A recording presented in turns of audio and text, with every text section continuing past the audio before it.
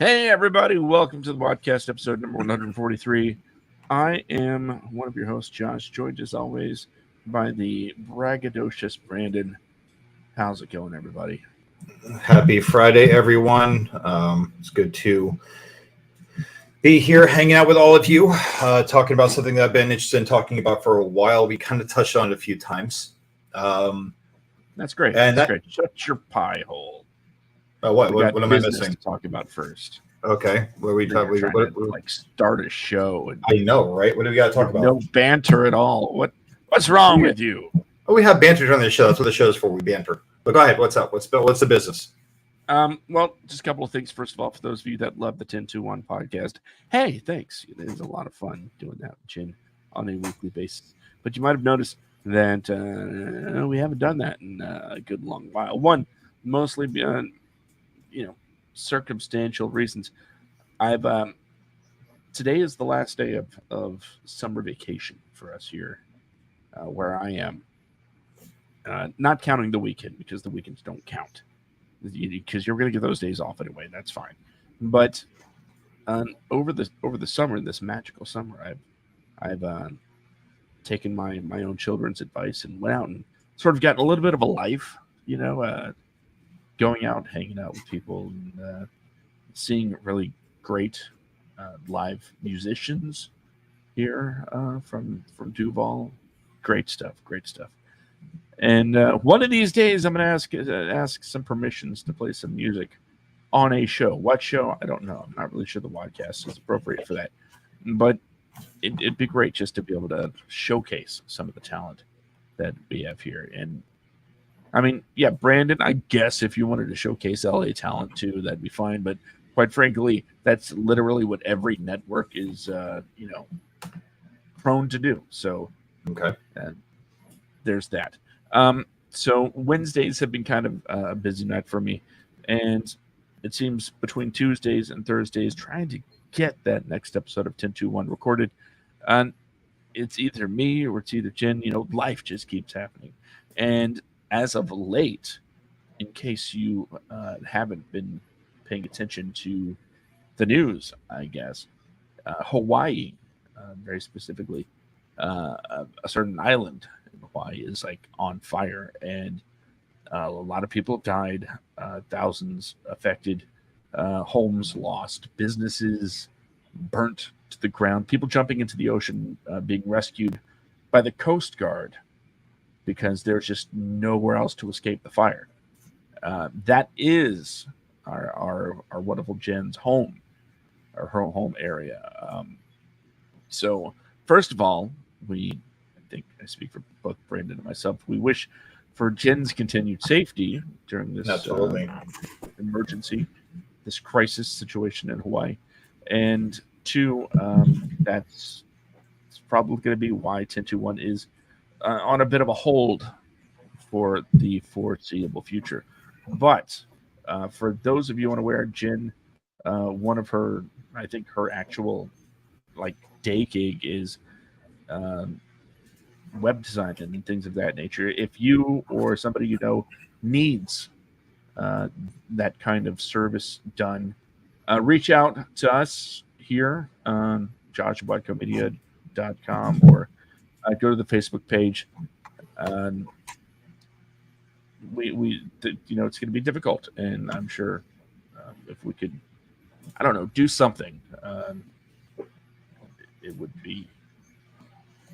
I think it would be appreciated. So if you're looking for that kind of service, let us know, and we'll reach out to Jen and try to get you guys connected. The other bit of information is, I already said it, it's the last day of summer for me. And unfortunately, that doesn't mean the last day of hot temperatures, because Florida is going to continue being the sweaty scrotum of the United States, which is where we firmly are, or at least I am firmly, right under the sack there, next to the taint. It's muggy, it's wet, it's hot, and it's Florida. Going to be delicious, yes. But it also means next week, for programming, which should be going a little bit back to normal as new ideas, new shows, new things start coming up, and I'll have my regular work schedule, kind of, back in full gear. So what you might also notice is that when it comes to doing the podcast, instead of sounding super chipper, I might sound a little like, Brandon, just carry the show already. Jesus Christ. Because my wake up calls are at 4 a.m. That's always a wonderful thing. So that's just a word of warning for the future.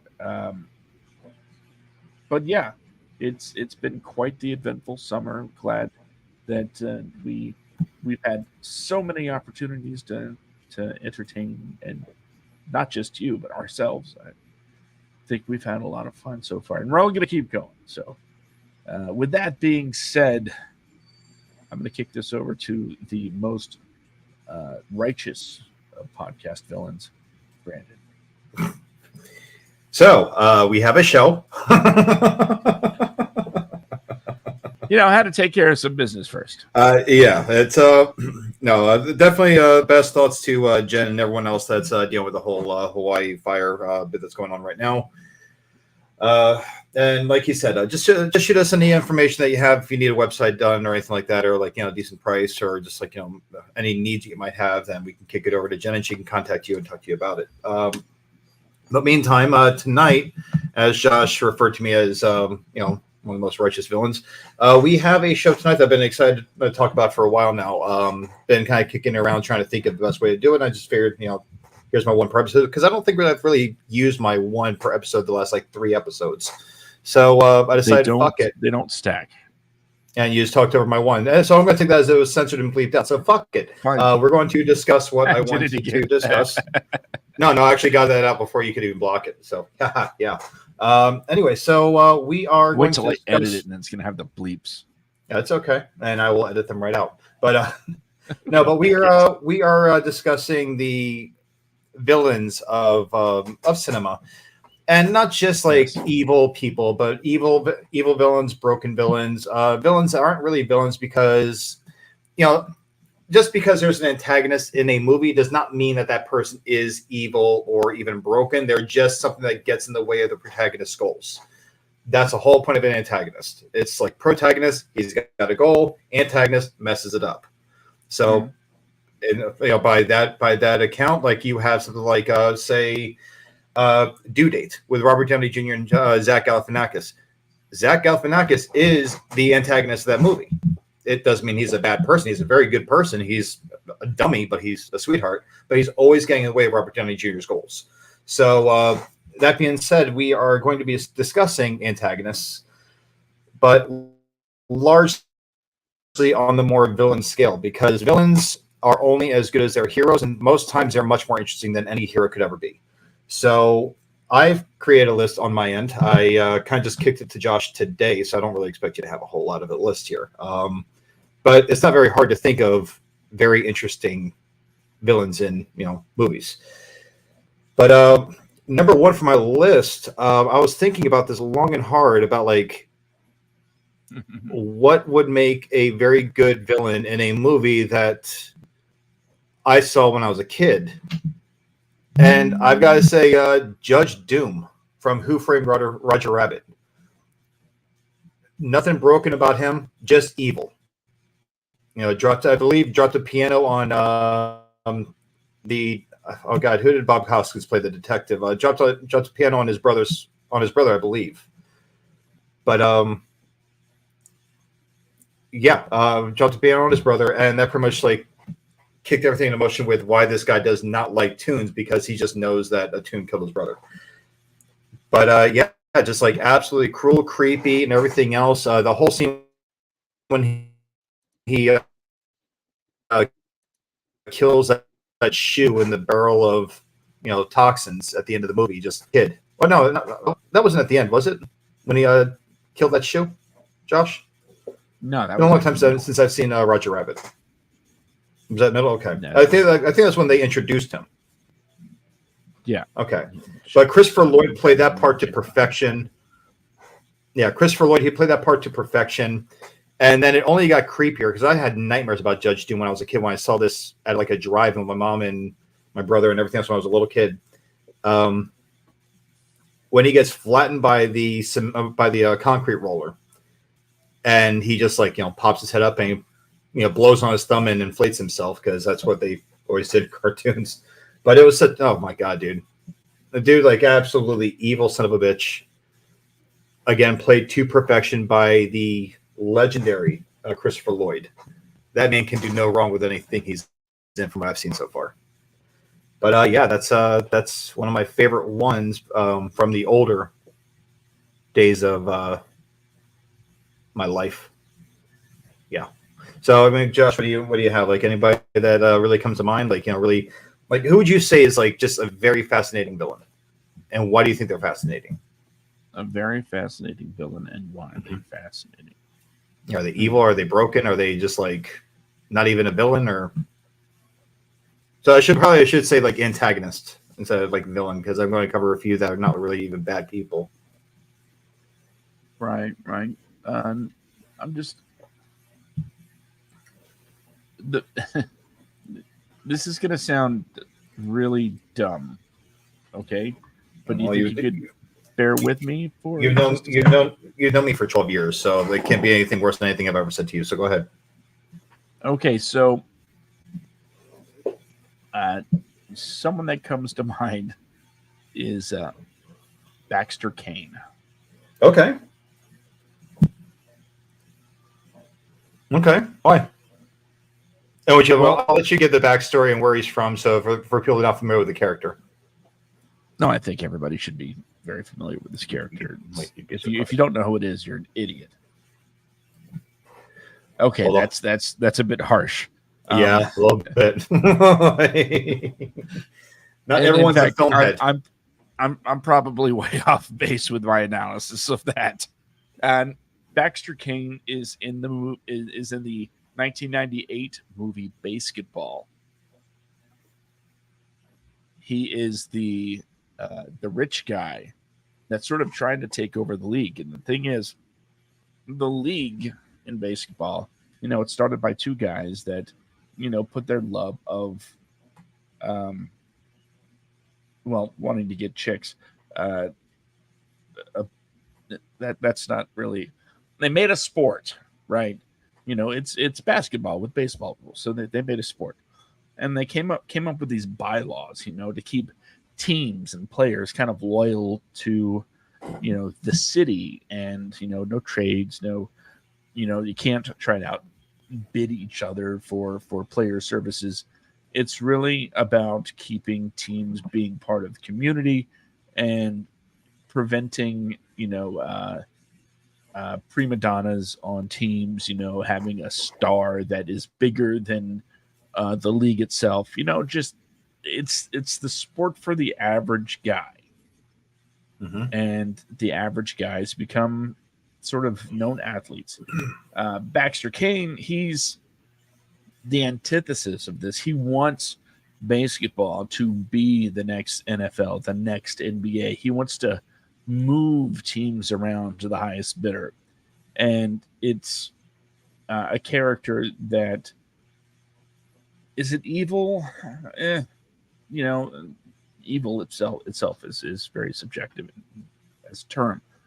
But does he have a goal? Yes, it's to make as much money as possible. He is, a pure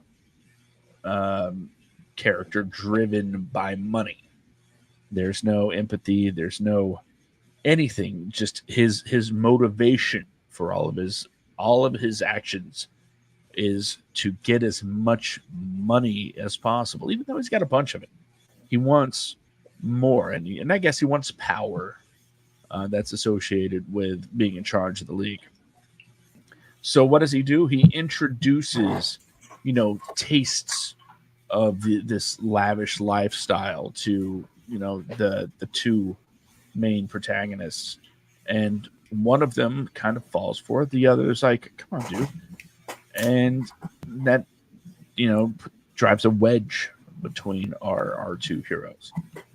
And he gets to sit back and potentially reap the rewards. But of course, there's nothing stronger than the power of friendship. Uh, and at the end, friendship rules the day, and Baxter Kane is sent packing. Um, what makes him interesting is not just his goals, which is to destroy everything that the league was built on, but I think his plan of not, you know, blatantly going against these guys. It's not like he's twirling a mustache and showing them I am the villain. Even though they know, and it's Yeah. it's all very apparent. But his idea of attack is to sort of subtly poison the friendship that built the league in the first place, and kind of watch it dissolve without any major interference on his part. And to me, that's more interesting than the villain that's like, I have a bomb and I'm going to blow people up. It's just psychologically more interesting. Oh yeah. And yes, I know it's basketball, but come on, so good. No, it's a movie. It's a movie, and like any other movie and any other story, even if it's just like a dick and fart comedy, like it's going to have a villain. It's going to have like a bad guy. I mean, what was it, like South Park? Satan was the bad guy. Well, actually, Saddam Hussein, who was manipulating Satan. Saddam Hussein was the bad guy in the South Park movie. So I mean, like, come on, Saddam, let's cuddle. Yeah. Satan. God, I need to watch that movie again. You ever heard of the Emancipation Proclamation? I don't listen to hip hop. Oh God, that movie. But no, it's like but like that's actually a very good example, because it's not even like really just an evil person. That was just business. Yeah. That's just business. Like, and like if you were to describe like a business person, like even a cutthroat, successful business person, you'd be like, wow, this person's really, really evil, man. Like really evil. But just there's no heart in business. Look at the guy. Like speaking of which, actually leads me to my next in line, and that would be the head of the West Indian Trade Federation in Pirates of the Caribbean. Okay. It's just good business. Like, I mean, that guy was, he wasn't even just an evil business person. He was just an evil person. Like, I mean, it was so satisfying when, Orlando Bloom got the Flying Dutchman and Jack Sparrow is helming the Black Pearl. Oh, I'm sorry. No, I think it was Keira Knightley. It's been a while, but they're coming up on both sides of the trade ship, and they open fire. And as everything is blowing up around him, it's this beautiful slow motion shot of him walking down the stairs, and things just blowing up and splintering around him. And his last line is, "It's just good business," and then flames. But and it was the way he refers to people too. Like, I mean, how Jack Sparrow was hired by the company to transport people, and when the guy referred to them as cargoes, the first thing we really saw Jack Sparrow as being actually a humanist, where he says like people aren't cargo. Like, just it was. I don't know. He's like one of my favorite movie villains, right there next to the guy from Pan's Labyrinth, which I'll talk about later on. But yeah, just that pure businessman. There's no heart in anything he does. So, but yeah, that was that one. I've got like a long list. I'm just going to blow right through mine. Just plow through them. So you want me to give you another one? Yes, it's all you, buddy. I'm gonna keep with the same sort of business theme here, okay, as well as the era, because Eric from Billy Madison just wanted to be in charge of Madison hotels. He was unscrupulous. He as we saw in the climactic Jeopardy battle, knew nothing of ethics. I know. He was a horrible person. But he was a businessman. So that's all it was for him. It's like, I just want power. I want to be in control. I want to be rich, and I want to be. He was jealous. He wanted to be, a Madison. More yeah, like in anything. In his mind, he deserved it from the years that he worked for the company. So, and if anything, if you want to talk from an evil aspect, the most evil people in that movie were Billy's friends. Oh yeah, spraying that kid with a water hose. Why are you doing this, Mister? I don't know you. Yeah, Norm Macdonald just spraying him down like. And of course, who would eat over 30 bag lunches? His friends were awful, evil, even. God, rest in peace, Chris Farley and Norm Macdonald. My God, I'll tell you who it was. That damn Sasquatch. Yeah. So, Eric, you're required to say it like that. Yeah. His whole goal was to just take over a company, and he would do whatever it took to throw obstacles into the path of Billy, including blackmail an elementary school principal, to make allegations that, of course, were not true. That sounds very familiar.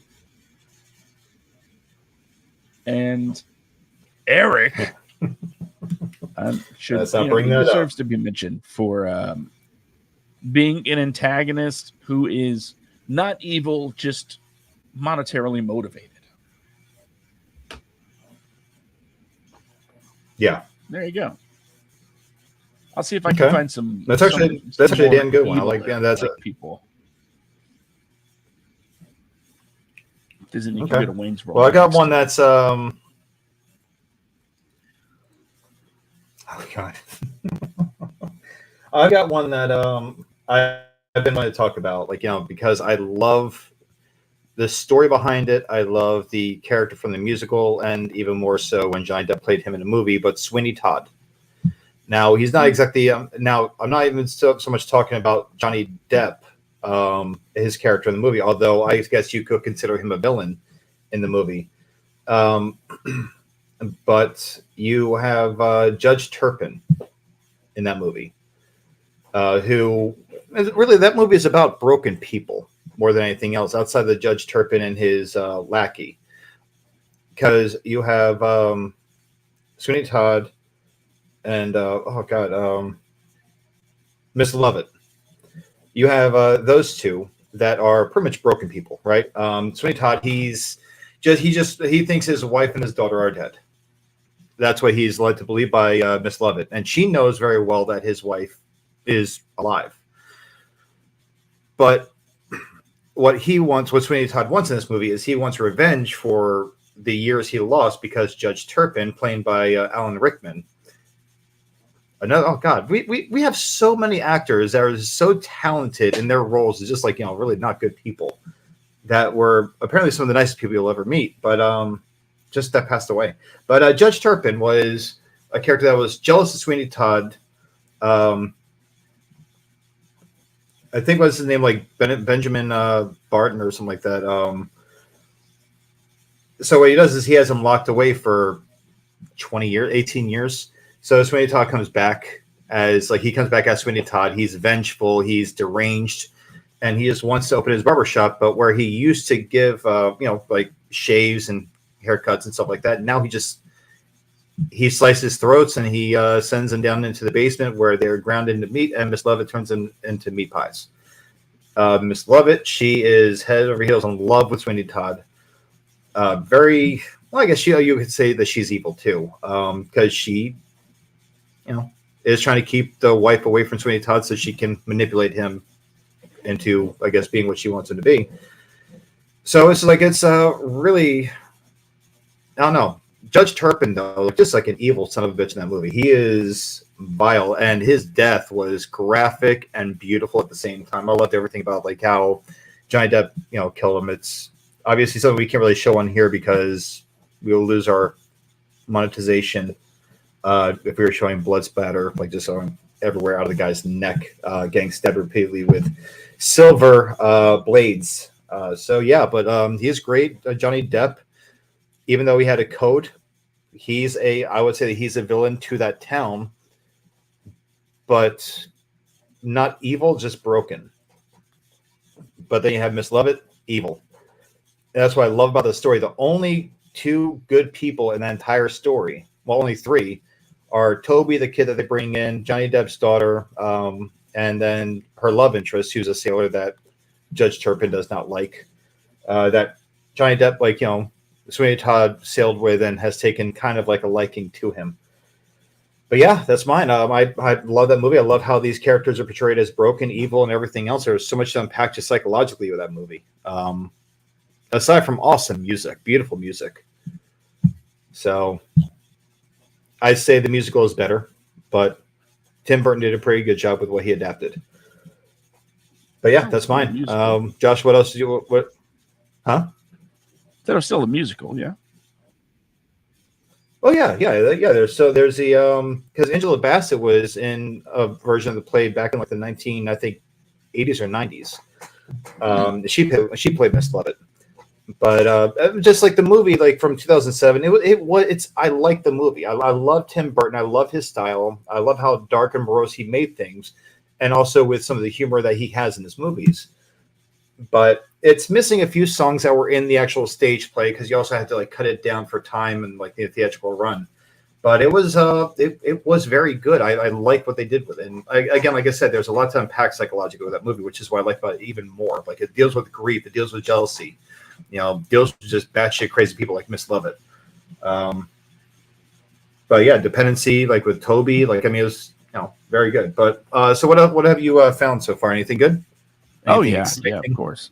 I think so because my next addition to this conversation is very much under the, and I'm going to say it, they're kind of evil. It's a group, it's a family. Okay. They are the Fratellis from the Goonies. Now, yeah. I know what you're thinking. Oh, they're just a group of inept criminals that are trying to what? What are they trying to do? They break one of them out of prison like immediately. So that in and of itself isn't necessarily an evil act, but the fact that they're hiding out in this old restaurant and these kids come snooping around, and they have very clearly stated. Well, they've at least very clearly implied that, yeah, they're going to kill these children. Because why would they chase them if not for murderous intent? Yeah. Yeah, because they don't even believe the whole, treasure story at first, right? I don't think so, no. Ben chimes in with number one. I'm going to assume he's going to say I'm number one. Awesome. So they chase these children with what seemingly starts off with murderous intent, and they discover that there's this old treasure thing, so they try to steal the treasure, and then again they're like, oh, we have the treasure now. Let's still kill the children, and tie them up, and make them walk the plank. Which, mind you, it was kind of a half-assed job because they still, could swim and rescue each other. But arguably, that's not even the most evil thing they did. Other than butchering operas, that's a bit harsh. Guy actually sings pretty good, but they have one of their own chained to a chair watching television because he's got some He's a disabilities. He's a little derped up. And so instead of getting him help, instead of putting him in a place where he can be taken care of, even in the 80s, they had hospitals at least, right?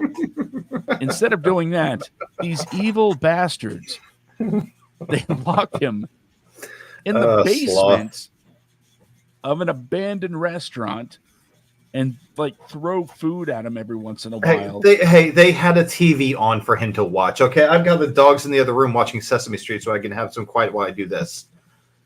And then once he gets out, they're like suddenly very surprised.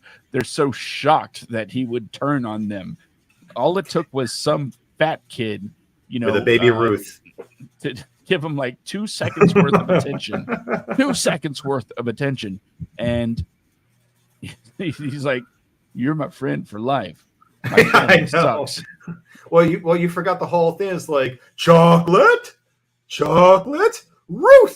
Ruth, baby, Ruth. Come on. That was you guys. That was there. This is how easy it is for guys to become friends, ladies and gentlemen. That's all it definitely. Just wing a chocolate bar at another dude's head when you're both tied up to chairs, and that's really all it takes. And then it is also 2023, so you can tell the guy that he's coming home with you to live with you forever, and they'll be like, "Oh, okay." Jesus Christ. So, are you a power bottom or? I'm gonna split you like a piece of firewood. Okay, this is going from one. So yeah, the Fratellis. They're let's go ahead and get back to it. I'm sorry. People look back and they're like, "Oh, the Goonies. They're just inept criminals." No, that's some evil stuff right there, brother. That is, they try to kill. They chase and attempt to murder a group of children, and then they leave a severely mentally disabled person chained up in a basement. That's no bueno, sir. Yeah, listen, that was also babysitting back in the 80s, okay? I remember how my mom would babysit me. It was like, just, hey, don't answer the door. Like, I mean, okay, that's fair. So, listen, the 80s and 90s as kids, and even like the 70s maybe too. I wasn't alive in the 70s. I wasn't born yet. But for all the young bucks that are listening to this, like, oh my God, it's so horrible. Listen, parents had to work with what they had to work with, okay? And Miss Fratelli, she was a single mom. So let's give her a break. All right, so so that's tomorrow's headline. Josh from the WADcast has it out for single moms. I was going to make a tweet about you right now and say you're canceled. It was only a matter of time, but I swear it was good. I really thought you would be the one being canceled. Yeah, dude, I'm surprised I have not been raged against yet. It's that's a good that was a good observation. I didn't really think about them at all when I was coming up with my list. There's a lot of low-hanging fruit, right, when it comes to movie villains and being evil, and that's just too easy. Oh, this person wants power, so they fight the good guys. This person wants to do that, so they fight the good guys. This person's trying to prevent the good guys from doing this. It's really easy to explain away, action villains because there's rarely all that much depth to them. Yeah. If you look at John Wick, okay. John Wick is a freaking force of nature, right? With great resolve. Even the villains, except for the one stupid kid from the first movie where he's like, he had a cool car, I took it. And then we killed his dog. No, and then messed up his dog and all that. So yeah, that kid was stupid. It's like he's not evil. He's just really, really, really dumb. Yeah, so dumb. It's okay, Louis. It's father, okay, Louis. The big bad guy is like, oh, you idiot. We don't want to mess with this guy. Yeah, that's after Luigi punched him. Yeah. So there's not really a whole lot of explanation needed there. No. That kid was just a dick. Crazy dick. A big dick. A big old fat dick. Probably the kind of guy that like watches YouTube and searches for, how do I know if I'm an alpha?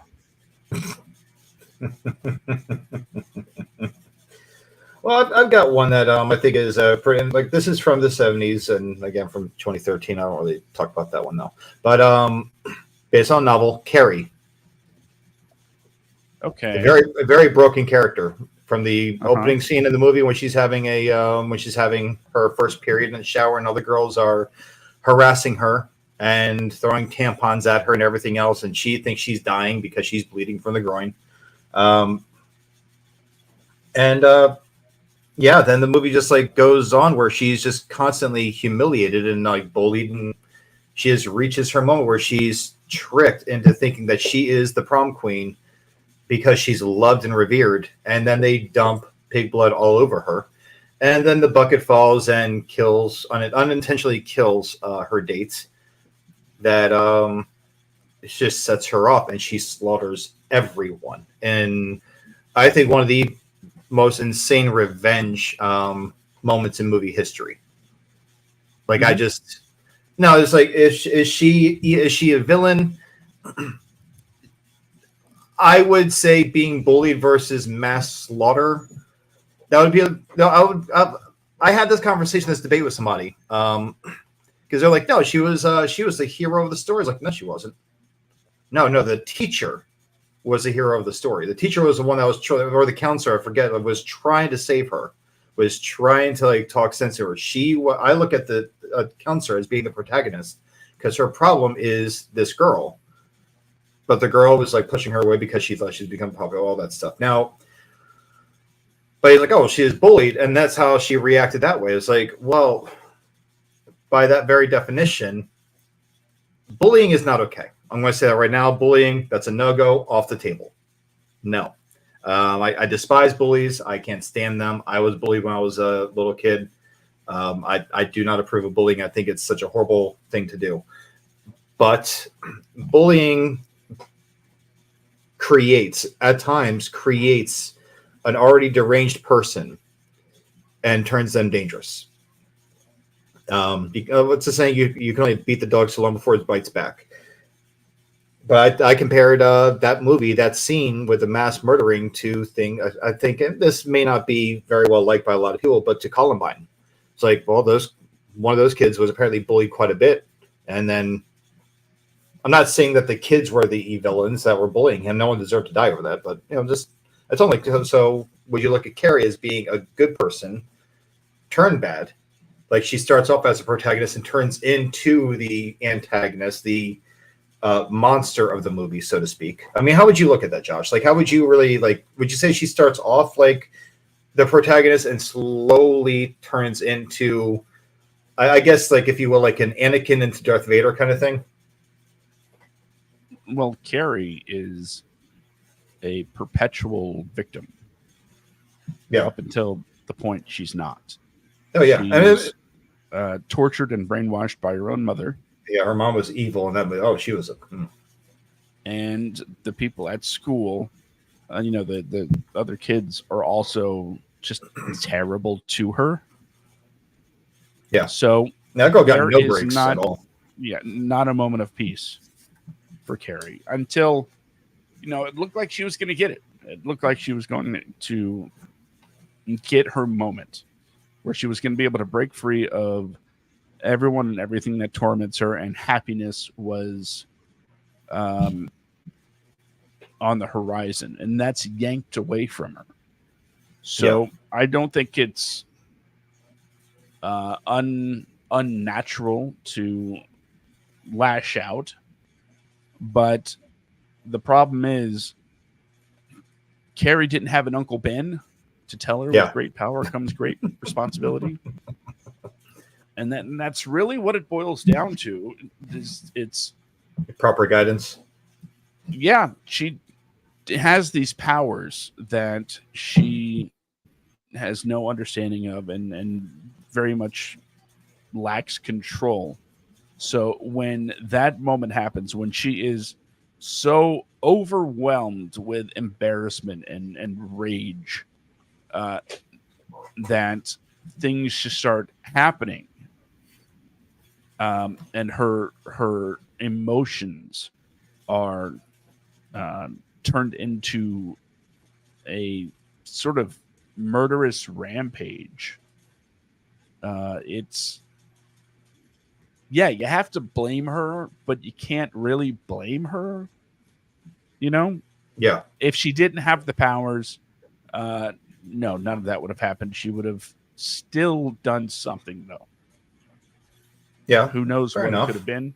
But because of these powers, her backlash, her lashing out, was a lot more amplified than what normally would happen, and that's just that's the way the story breaks. Do I think that makes her the villain? No, I think she's the the thing about that finale, the ending to Carrie, is that, and maybe I'm way off. This is just my interpretation. She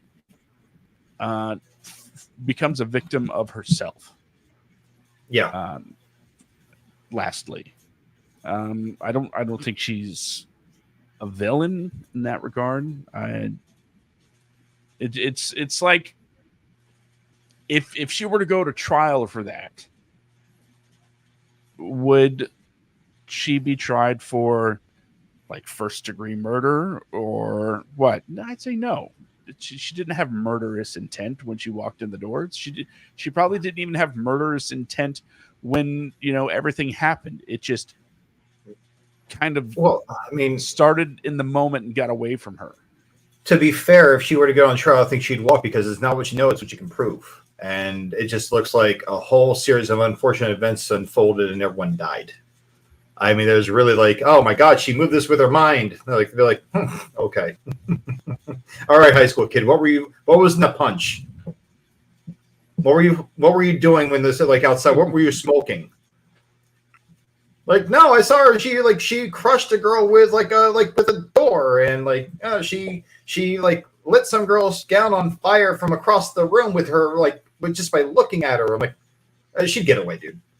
The gymnasium caught fire, and this girl was the only one that escaped. Yeah, There's some speculation that she caused it, but we're thinking it was the reefer addicts over there.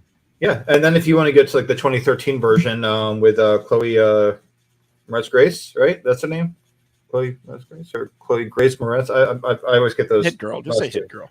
Yeah, hit girl. With her, obviously at that point, oh well, look at this. This bitch is floating down the street. Okay, well, yeah. But going on from that tragic character, there's another example I have almost identical to Carrie's, how she's brought up and how she's turned into something dangerous. But this is the next one I have that I'm going to throw out here is over a long period of time where it gets worse and worse and worse. And I would say that would be Hannibal Lecter. Okay. Because Hannibal Rising, another 2007 movie. I know I already spoke about Sweeney Todd, but Hannibal Rising. What was the actor's name? Gaspard Ulliel. Gaspard, unfortunately, passed away earlier this year in a skiing accident, but talented actor. With him, he plays a young Hannibal Lecter. Have you ever seen Hannibal Rising? No, I haven't. I've only seen Silence of the Lambs. Okay, well, spoiler alert. Gaspard plays a young Hannibal Lecter. He is. They witness the death of their parents, and he flees with his sister. They get he and his sister are forced into hiding. But then he and his sister are caught by this group of people, and while they're feeding them, I guess his sister is killed. But they keep feeding Hannibal. Hannibal keeps eating the soup that they're bringing him, not knowing that they're feeding him his sister. He finds out about this, and he slaughters all of them, and in very gruesome ways, too. but it's said that him eating and devouring his sister unknowingly is what sparked his cannibalism as a more of a form of revenge or something like that. And then it just became a staple. As he got older, he was more deranged but brilliant, and then became the psychiatrist that he turned into, or psychotherapist, and killed people, took their organs, cooked them, whatever. But would you say that he's another character that you could say started off without having seen Hannibal Rising, but him starting off innocent enough, just trying to evade danger with his family? His parents die, so he and his sister, he's trying to look out for her, and then she's killed, and then he's just would you say that's something that would like push him into being evil or broken, or like how would you list that as being? Well, I don't think one can be pushed into evil. I think when it comes to the big E, you either are, you aren't, like naturally. And that's I think the whole point of evil. Some people do really heinous things, but as we've seen in countless number of films now, sometimes the motivation for it is almost noble. Sometimes the motivation stems from being pushed into a corner. There are a lot of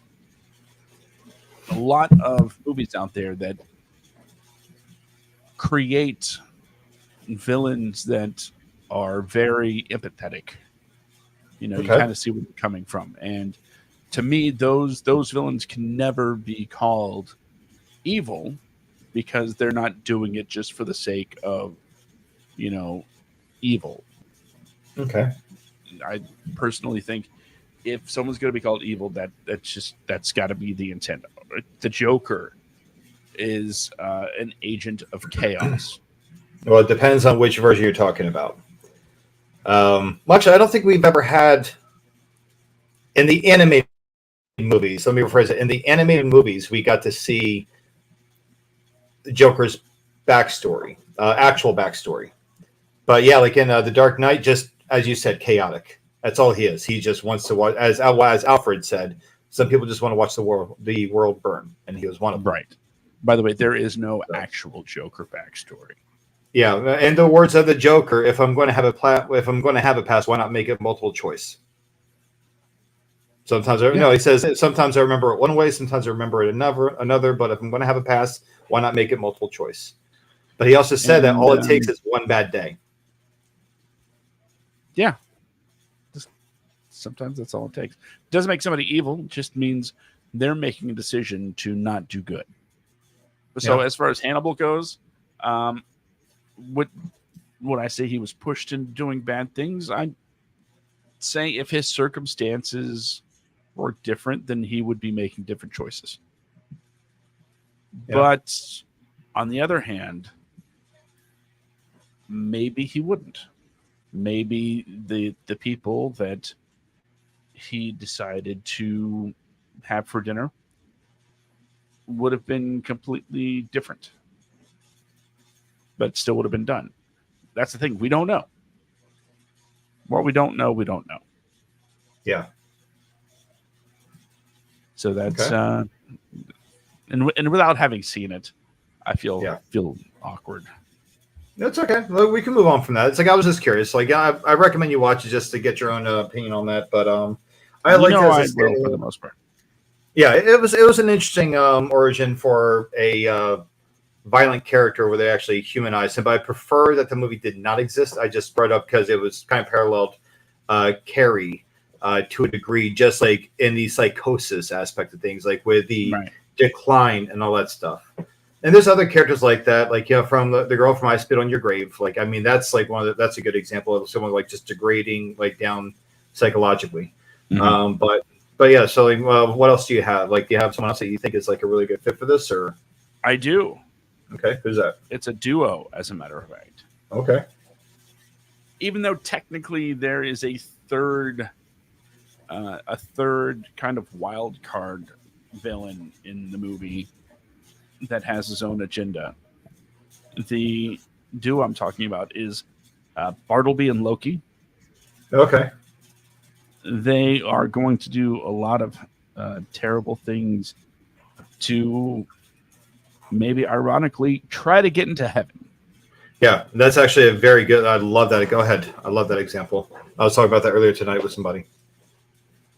You see, Bartleby and Loki were uh, kicked out of heaven, and there's this guy named Cardinal Glick, created Buddy Christ, that that said, you know what? To celebrate all of this, he's creating this. I don't remember what it was called, but basically, if you walk through The the arches. archway of the church, you're instantly absolved of all sins. Mm-hmm. And as they looked at it, it's like, well, it's dogmatic law. What what law man creates, God will respect, or however it goes. So their goal is to get to New Jersey to walk through the arch and become absolved of sins, so they can get back to heaven where they are from. So, I mean, ultimately, you look at it and you go, oh, these angels are trying to get home, right? Yeah. But then Not you knowing have what they would be doing. right, because if they walk through the arches and go to heaven, it defies the will of God and destroys all of creation. So the Metatron has to come go to the last Zion and uh, tell her, hey, you got to stop these angels. You're going to meet a couple prophets on the way. Don't worry, they're going to help you. Of course, it's Jay and Silent Bob, and they it's their mission to stop the angels. And while the angels are heading to New Jersey, they're like, we got some business to attend to. They stop at a movie's corporate headquarters and just murder everybody, well, almost everybody. The girl was like, "You're a clean soul, but you didn't say God bless you when I sneezed." Loki, you're getting off easy. It's such a great scene. So yeah, they Oh god. and it's not even so much as they're highly offended by movie The Golden Calf. They're just like, you know what? How about we do what we did in the old days and smite the sinners? Okay, I know the perfect place to do it. So they go to movies corporate headquarters, lay waste to everyone after revealing their biggest dark secrets, and head to New Jersey with all this blood on their hands, literally, where they eventually, just they go on a murderous rampage at one point, in the hopes of sort of a suicide by cop. They're angels, so they can't die, so they're trying to get their wings shot off, and Jay obliges. Now, that's their mission, and they're to be stopped by the last Zion and the prophets. But that third party I was telling you about, it was Azrael. Yep. I was waiting for Azazel. No, was it Azrael or was it Azazel? Not see, it's been a minute because you can't stream the movie anywhere. Give me a minute. I'm gonna pull it up. Jason Lee. I thought it was Azazel. It is Azrael. Okay. That's right. Oh no, you're right. Okay, I'm sorry. I apologize. So here's the thing. For some reason, I was thinking it was Azazel. Go ahead. Azrael's the one that gives the angels the information about the archway. And he's like, hey, you guys, you can, just anonymously send it to him, I guess. And they run with it and, do the whole go to New Jersey thing. Azrael is the one that puts the hit on God as he's playing skee ball on, what is it called? The shore? The boardwalk. The boardwalk? God's playing skee ball on the boardwalk. So these hockey kids, to whack them and put them in a coma. Doctors are keeping God alive, but of course they don't know it's God. Because Azrael wants the universe to end, wants creation to end, because he's just tired of it. There's more to it. Yeah, he doesn't want to go back to hell, all that stuff, but yeah. He's just like, nah, I'm over it. Let's destroy everything. And I know just how to do that. Yeah. So it's not so much that, Azrael's a misunderstood villain. He's wants to end all of creation because he's tired of it. Just kind of tired in general, I guess. And the angels, they're not necessarily evil because they are literally doing the work of God. Not that, it would seem God still signs off on their actions, but they're like, this is what our jobs were back in the day. We're continuing our jobs freelance instead of being, working for heaven. They're doing to try to get in God's good graces again. They were doing what they knew. That's what they knew. Mm-hmm. So I think it's a great example of nobody is necessarily evil, but sometimes the evil things you do are backed by a higher power. Yeah. And sometimes just the manifestation of existence is too much to bear. Yeah. So again, none of these people are evil. Well, they do a lot of evil stuff. Yeah. Well, I mean, I look at Israel as being the actual villain of that movie, but the people who he swindled into doing his work for him just outlived him. That's all. And then they were both killed. But yeah. He was the ultimate manipulator, the one that got he put all the pieces into place. Yep. He wasn't counting on the last sign of the prophets because, Alan Rickman's Metatron was epic. But and he made Jason Muse so nervous that he just memorized the whole script. Oh yeah. Love that story. But I have that's right, Jason Mewes, because he never memorized the script, but he's just but with Alan Rickman, he actually memorized it. I've got one of my last ones I'm going to do before we close the show out tonight. Would be a character that I grew up watching, and it said, we mentioned the Joker earlier, but there's an even more compelling Batman villain that started off as just evil, but thanks to the 1990s cartoon, they completely revamped his story and made him such a more compelling and well-written character for a villain, and that's Mr. Freeze. He's got one goal. Victor Freeze. He has one goal as a Batman villain, and he's not even a Batman villain. He does not go out his way to go attack Batman. He doesn't care about Batman at all. He doesn't care about any other villains. He doesn't team up with other villains unless he absolutely has to.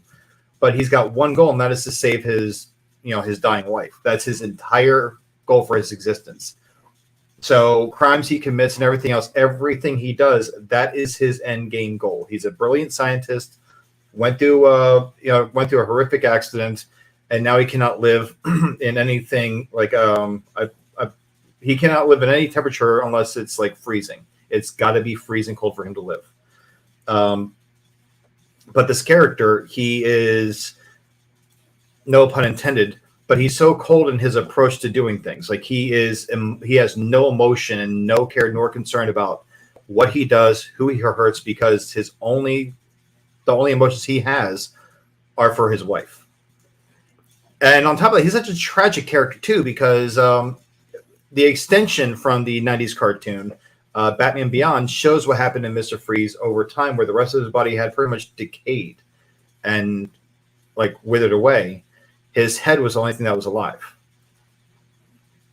Like it's like his wife was long dead and everything else. She rejected him after he saved her. So even all the things he did, he just really got no redemption. Really, he briefly got a redemption arc in like one of the episodes of Batman Beyond, but even in the that really horrible Joel Schumacher movie Batman and Robin, played even more horribly by Arnold Schwarzenegger. It was still the same story. He was just trying to save his wife, and then you have like the whole like poison ivy, if you want to call that poison ivy. I have nightmares over that movie, man. That was bad. All the ice puns. What killed the dinosaur? The Ice Age. Like freeze. Like it's so stupid. But either way, so coming off it, amazing villain, amazing story for this character that they made for a cartoon back in the 90s that has now become canon with all kinds of media with this character. They used it in the Batman and Robin film. They used the same storyline for Arkham with him just wanting to save his wife. And largely every iteration of him so far has been just a tragic character. Briefly changed up in the Batman, where he was again just a criminal, but still. Yeah, that's very broken character though. But yeah, go ahead, Josh. What do you got? You're on mute. Take it off mute. Take it off. No mute. No mute. What you got? Why? It's dead air. I don't like it. So what do you have? Okay. Well, Who you got? who I got? I was actually trying to find a video clip, and I couldn't find what I wanted. So I'm not going to go in that direction because I kind of need the video clip to kind of hammer the point home. So I'm going to go something a little more current, something a little more fresh on the memory. You ready for this? Richard Simmons. We both are.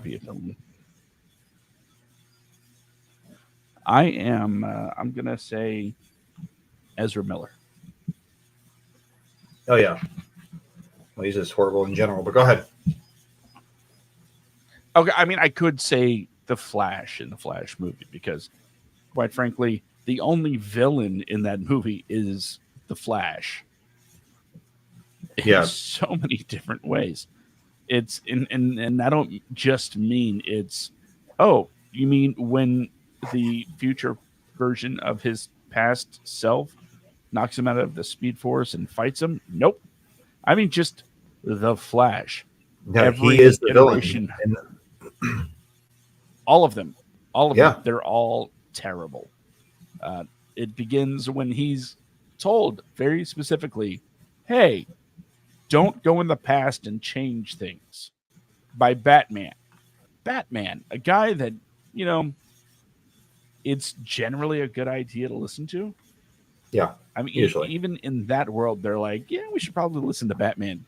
They respect his opinion so much that they're like, one of the first things they do when they are lost on this world is, wait, there's a Batman here. We definitely have to go to the Batman because in any world we go listen to the Batman, unless it's where I'm from. Then I just kind of listen and try to find a loophole around the thing that he said not to do.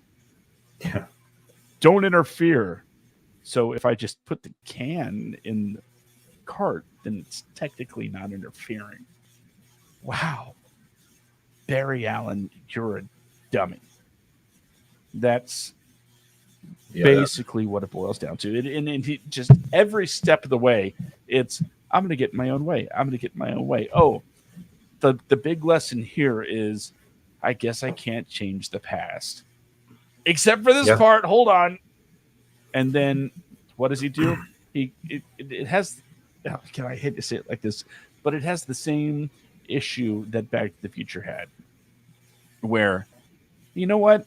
As long as the main character's okay, sure, you break the rules. and you alter the past to give yourself a better future, right? It's okay. And that's the only time you'll ever see me make the comparison between. Well, actually, I don't think you can even make that comparison to Back to the Future because the Flash did that shit on purpose. Marty McFly, he just went back in time by accident because he forgot he was in a time machine, and he was trying to outrun the Libyans, I believe. Yeah. So totally, and then he was just he was just trying to that he got back to his own timeline and he's like, oh wow, things are a lot better. Okay, this is good. Yeah. And there's no, I guess we should fix this. It's just nope. We're just gonna we're gonna leave things the way they are. I mean, in all fairness, I brought this up to you before, and I don't think this is one of the things you got mad at me about, but in Back to the Future 3, like they are absolutely like, do not mess with Marty, don't mess with the time. Like, don't you can't be seen. Hey, there's a photo up in front of the clock for the clock tower. Let's go take a picture. Doc Brown and Marty in 1885. That goes into the public records that anyone can look up. Like, oh, well, I want to do my research. Say like I'm, I don't know, say I'm Needles, okay? And or I'm like a friend of Needles, or I go to, I go to Hill Valley High and all that stuff. And I'm trying to get my big report done on the history of Hill Valley. And I want to go do a report on the clock tower. And I pull up a picture of my classmate and the deranged scientist of the town standing in front of a clock tower, and it's dated 1885.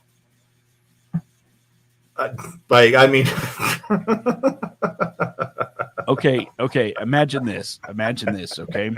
Back to the Future Part 1. Marty and Jennifer, they're, out in the plaza, doing their boyfriend, girlfriend thing. And, you hear a jar shaking and some change rattling, right? And say you it's hear a clock tower. Say clock tower. And he's like, what? And then they cut to the face of, the person trying to collect for the clock tower, who is, of course, a big clock tower fan. That's what they do, right? And then you get this Zack Snyder slow-mo of the jar that they're holding falling to the ground. Oh, Jesus. And shattering, right? And she's like, it's you. At that point in time, it means nothing. Absolutely nothing. But by the time the third movie comes around and you know everything and you see that they're taking the picture, you realize she knows the picture. She's, of course, a big clock tower fan, so she's seen the picture many times. So when she sees Marty in the plaza, she freaks out. And she's like, it's him. It's the one from the picture. Ah! God. But anyway, the Flash. We went so far off topic, but I was defending Back to the Future. Let's move off that. Not even the Flash. Ezra Miller is the biggest villain in DC. Even more so than Warner Brothers executives or Zack Snyder at this point. Yeah, he's just horrible. Yeah. But yeah, no, that's a good point. Like, I mean, the Flash just sucked. I mean, there was no actual villain except for Barry Allen. That was the villain in that movie. Barry Allen was the bad guy. And I'm not talking about the younger Barry Allen who turned into the Dark Flash. I'm talking about just like the Flash was the bad guy.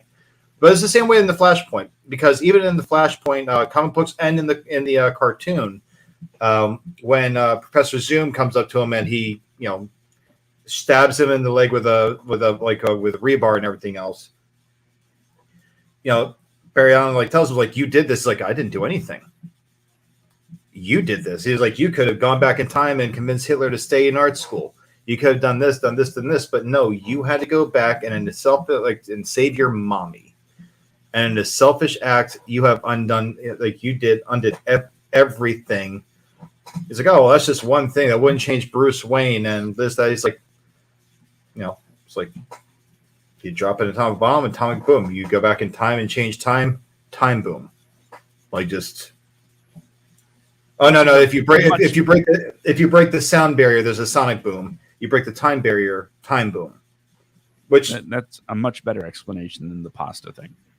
yeah, that pasta, that whole movie was just painful to sit through. I don't know how people are like, it's the best superhero movie I've ever seen. The Flash sucked. The And Flash I was said horrible. it was. I said it was enjoyable. It was intolerable. But Ezra Miller, just Ezra Miller, the whole thing, which meant it was completely like painful to sit through. But yeah, it was definitely not good. But either way, I will say that that is a good example. I like that one. But for my last, and there's so many that I have here. There's so many that I have with antagonists, and being that I work in healthcare, I decided to go back and revisit a classic movie and talk about Nurse Ratched from One Flew Over the Cuckoo's Nest. Just an all-around vile bitch of a person. She's a nurse in a mental asylum where and this is where we got to see a few classic, great actors today in their earlier days, like act together between Dan DeVito, Jack Nicholson, Christopher Lloyd, Brad Dourif. There was a few of them in there. I'm sorry, not Christopher Lloyd. Was Christopher Lloyd in One Flew Over the Cuckoo's Nest? I think he was. Yes. Right? He was. Okay. He was one of the patients. But Nurse Ratched was just this evil nurse that just did not care at all. But it's one of those deals where I'm trying to think of I'm trying to think of her of the actress's name that played her back in the original. It's give me a second here.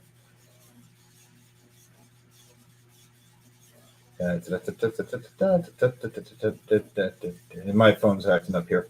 But either way, it was just like brilliant performance.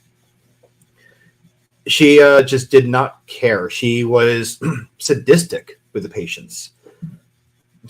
She seemed to like really enjoy their torment. Like she got a kick out of it. She got off on it. And they even touched on this with the show that they had come out. I think I only made it like one season before it was canceled, but it wasn't a bad show. But they were making Nurse Ratched into someone that had like more of a backstory, which I don't really care for that kind of stuff with a lot of villains. What are your thoughts on that? Like, because you have like Cruella that came out, gives you a whole backstory about how she's not really an evil person. She started off good, but now she's this. You have Maleficent doing the same thing. You have a few like again with Ratched, you have like the origin story, Hannibal Rising, an origin story for just like a cinema villain. Like, what are your thoughts on this kind of stuff, Josh? Like, do you think that they should just like maybe leave some villains just to be bad guys? Like, I would rather look at Cruella de Vil and be like, yeah, she's just an evil bitch. So, that's a good question. First of all, my thought immediately went to everybody's trying to Lucas it these days. Let's see the origins of the big bad. But you know what? George Lucas kind of undercut his own villain in the main trilogy, in the first trilogy. Yeah, and he's having turn back. Yeah, Darth Maul. Or Darth Vader. Darth Vader. I was thinking like when you said like the original trilogy, I'm thinking like, I'm sorry, go ahead. Yeah. So, Darth Vader, his ending was his sort of retribution, right? He saved Luke. Hey, Leia, sorry about Alderaan. Yeah, it's like, yeah, about that. But yeah. And yeah, killing children, genocide, that's fine as long as you save your kid at the end of the day, right? Yeah. I'm good again. Meanwhile, Qui-Gon and Obi-Wan are like, let me send this meme to you. While we're talking about this, let me send this meme to you really quick. I saw this. I meant to send it to you. I thought you get a kick out of this, and maybe you can post it on here, like just because it just cracked me up with. It's from episode 3. Someone made this thing, and it's just, to me, it's too perfect. Let's see, where's it at? You got it right there. Sending it to you on your Facebook right now. All right. It is just so damn dumb. Good, you get a kick out this way. I did. I actually laughed my ass off when I read this thing. There was no LMAO. It was flat out like I was laughing hysterically at it. The dumbest thing in the world, too. Pulling it up to display to the people, which means if you're listening to this on the audio downloaded version, you can always join us live every Friday night at 10 p.m. Eastern, 7 p.m. Pacific. It's okay. It's okay. It's okay. I'll actually what we're talking about.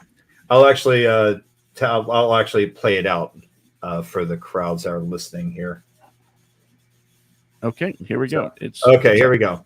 So think of like the whole invasion on the Jedi Temple during Order 66, and Anakin Skywalker goes in the room with the younglings, and you have that one little blonde Aryan poster Nazi child kid that breaks out with the whole like, Master Skywalker, there's too many of them. What are we going to do? And he ignites his lightsaber.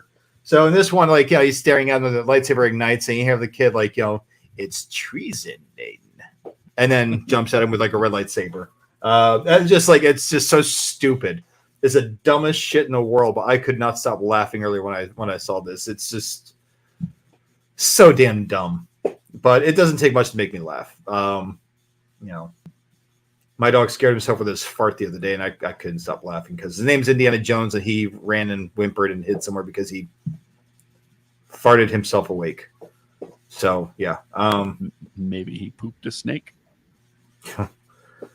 Well, thank God there's no snake trail.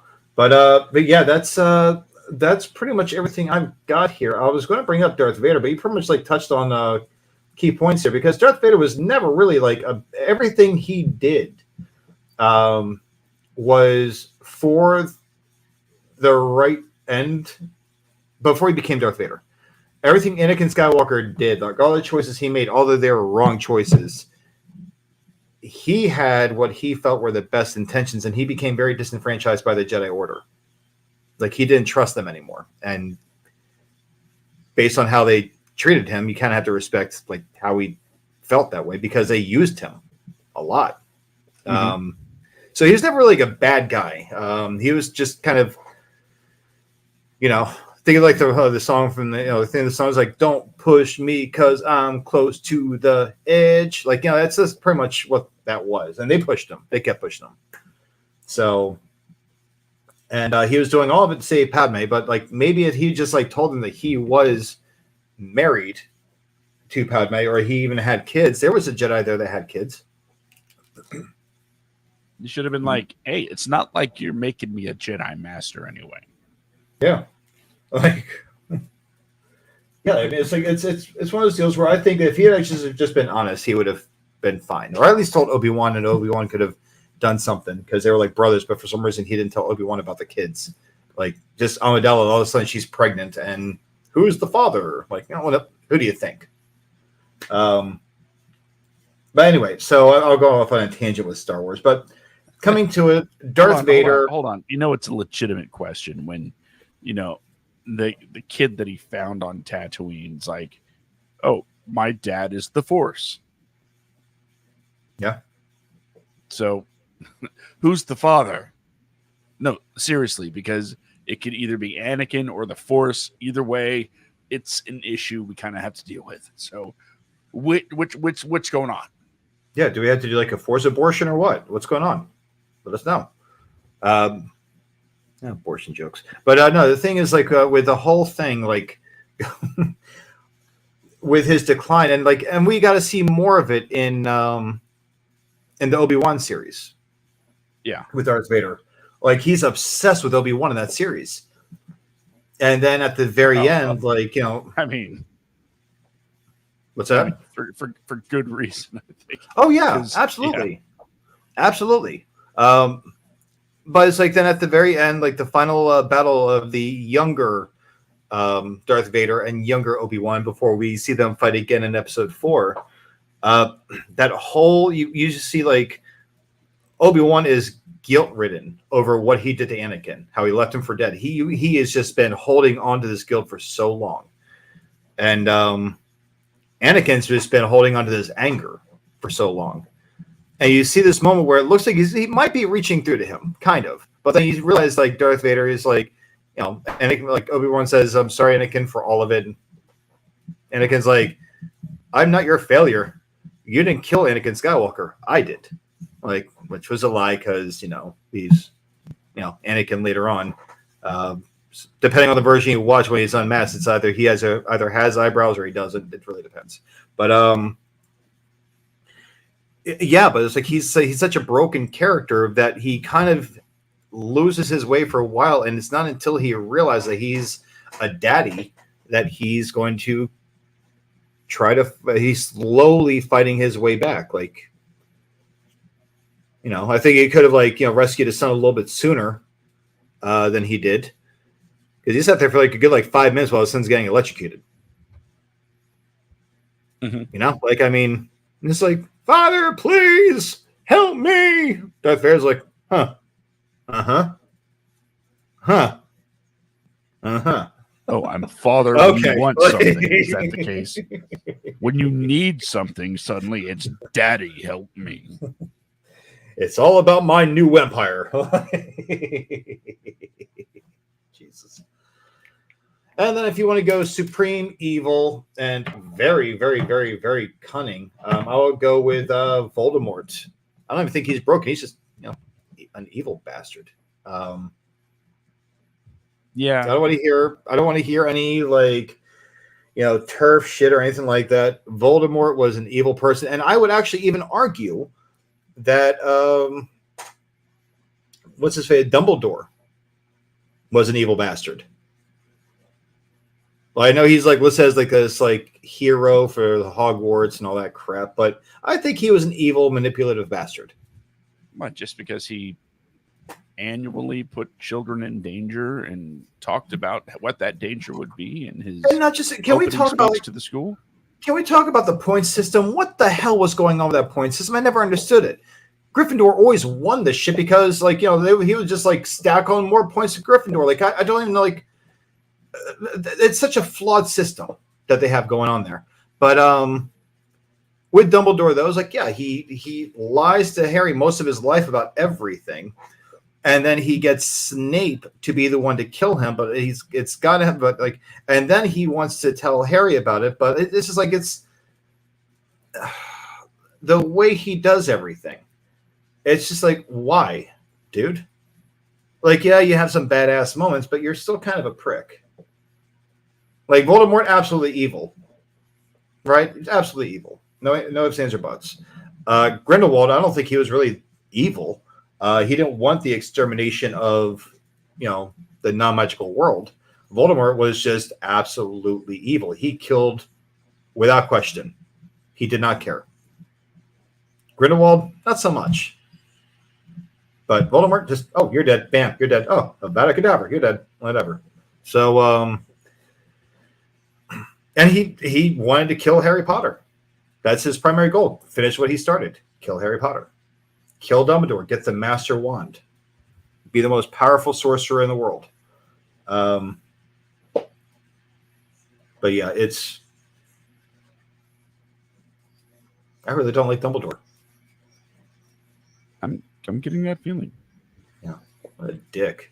Anyway, so yeah, that's my last one. Voldemort, evil bitch, absolutely evil bastard. Okay. Yeah. You got one more, or I could go on all night. Okay, well, let's not go on all night because I still have, like, you know, it's my one night off this week, so I don't really want to spend the entire night hashing out evil or broken people.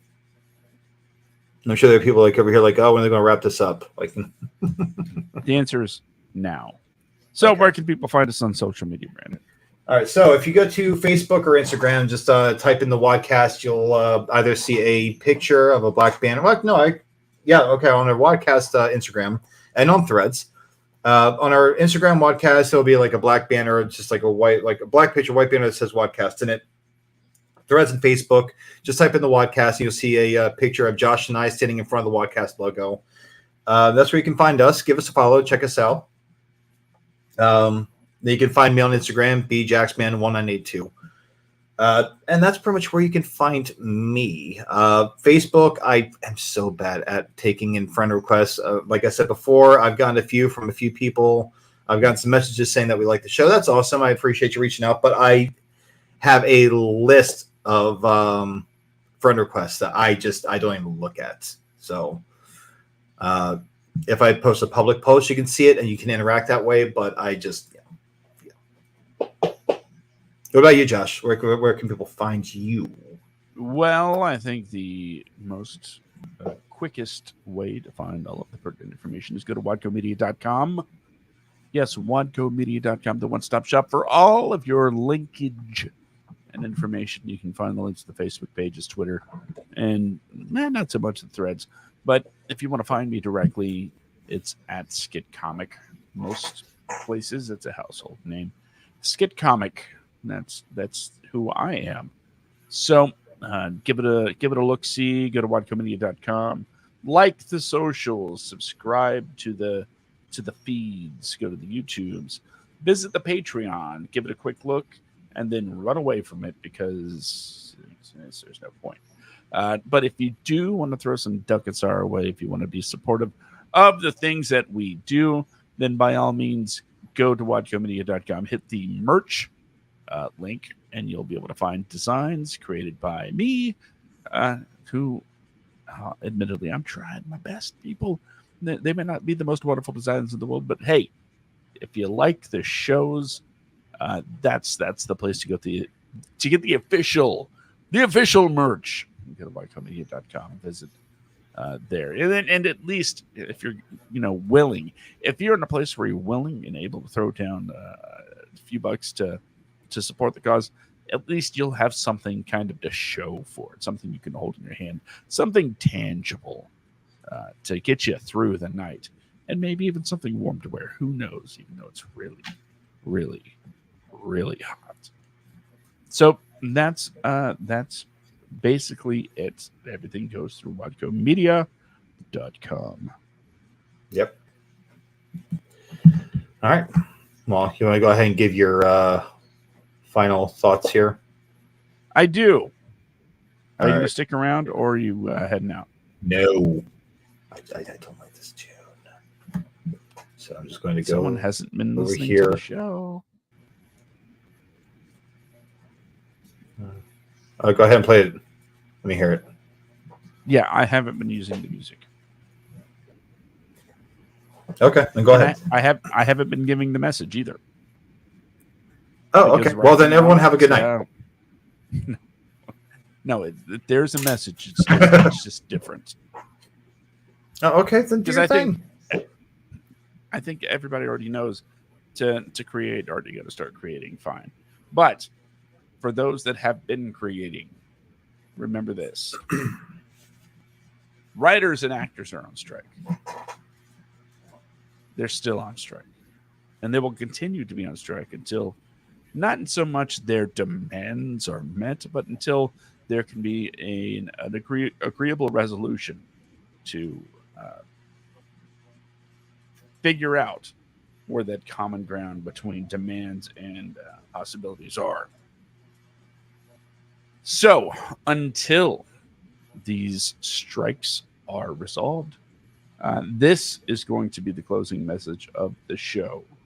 If you feel like you can help, if you are in a position to help anybody associated with these strikes, the links are on the screen for you listening to the audio version, WGAcontract2023.org, SAGAFTRAstrike.org, and entertainmentcommunity.org. Those are what I found to be the three most important links to ways to help those that are on strike, whether it's supporting monetarily with donations to help keep food on these people's tables as their industry is virtually shut down, and then there's going to the individual strike sites and finding out where the picket lines are. Maybe you can march alongside the writers and the actors. Maybe you can, I don't know, bring them some water. Bring some chips. Just show up and do a little something to give back if you aren't one of the people that are directly affected with your employment. So go to these links, support in whatever way you feel comfortable doing so. And you know what?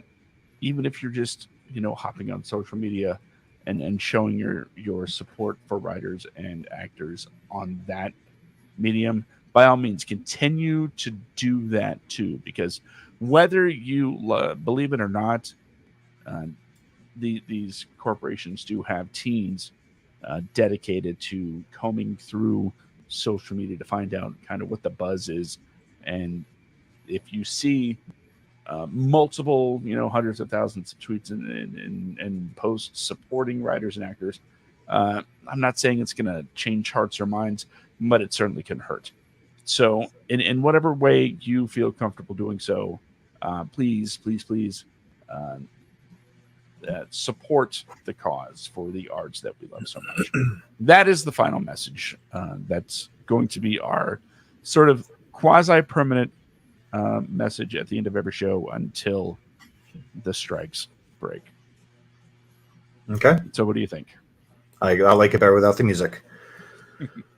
I agree, though. But okay, everyone, have a great Friday night. Have a safe and happy weekend. And you are able to film. Just keep it non-union, and you're pretty much good to go. Like, it's independent film is still happening, but they're just like non-union independent films, short films, and everything else. For those questions, I've seen a few. You can still write scripts. You can still shoot short films. You can still do your thing. Just, if it's registered with SAG or WGA or something like that, it's not happening. It's like, it's a good way to get yourself now is not the time to try and make a career advancement for yourself. Yeah, write scripts and everything else. But I'll tell you right now, I lost out on a script option. I could have easily still signed the contract. I did not do that. And you have no idea how much I could have used that money. But it's all about solidarity. Anyway, that's all I got. Don't be a bunch of douchebags when it comes to this strike, and let's help advance equal pay and equal wages for everyone, not just the ones that make millions per picture, but the actors that are trying to break through from background acting into like main acting, writers that are trying to come up and rise up to the ranks. Let's just try and make sure everyone's taken care of properly the way that they should be, and treated fairly, and not with any predatory clauses in their contracts. So, yeah. Background actors are real actors. Yeah. All right. But on that note, everybody have a great, safe, happy Friday night and a great, safe, happy weekend. And I'm Brandon. That was Josh. It was good to see you guys. Good to hang out with you guys. And we'll see you next week.